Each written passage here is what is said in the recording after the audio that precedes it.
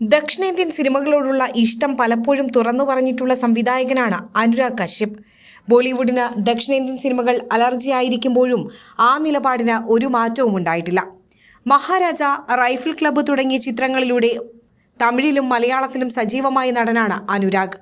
Hindi cinema മേഖലയിലെ ഇപ്പോഴത്തെ അവസ്ഥയോട് തനിക്ക് വെറുപ്പാണെന്നും ഒരു മാറ്റത്തിനായി ദക്ഷിണേന്ത്യയിലേക്ക് മാറാൻ പദ്ധതിയുണ്ടെന്നും ദ ഹോളിവുഡ് റിപ്പോർട്ടർ ഇന്ത്യക്ക് നൽകിയ അഭിമുഖത്തിൽ പറഞ്ഞു.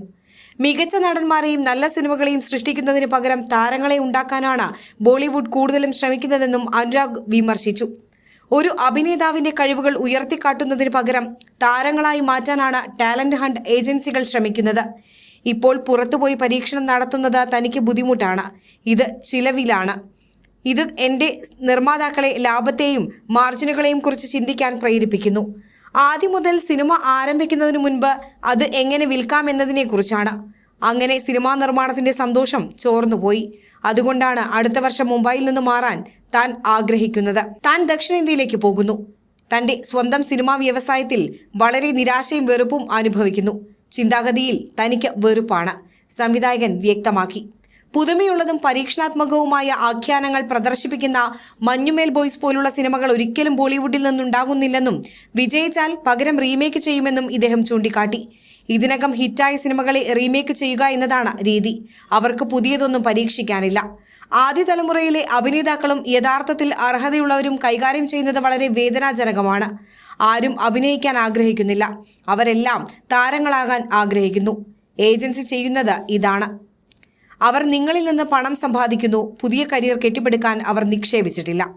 പുതിയ അഭിനേതാക്കൾ വളരാൻ അവർ ആഗ്രഹിക്കുന്നില്ല. അഭിനയ വർക്ക്ഷോപ്പുകളിലേക്ക് അയക്കുന്നതിന് പകരം ജിമ്മുകളിലേക്ക് അയക്കും, അദ്ദേഹം പറഞ്ഞു. അഭിനേതാക്കളും സിനിമാ നിർമ്മാതാക്കളും തമ്മിലുള്ള ഒരു മതിലായി ഏജൻസികൾ മാറിയെന്നും കശ്യപ് കൂട്ടിച്ചേർത്തു. ഒരിക്കൽ സുഹൃത്തുക്കളായി കരുതിയ അഭിനേതാക്കളിൽ അദ്ദേഹം നിരാശ പ്രകടിപ്പിച്ചു. സുഹൃത്തുക്കളായി താൻ കരുതിയ ഒരു അഭിനേതാവ് അവർ ഒരു പ്രത്യേക രീതിയിലായിരിക്കാൻ ആഗ്രഹിക്കുന്നതിനാൽ നിങ്ങളെ പ്രേരിപ്പിക്കുന്നു. അതാണ് ഇവിടെ കൂടുതലും സംഭവിക്കുന്നത്.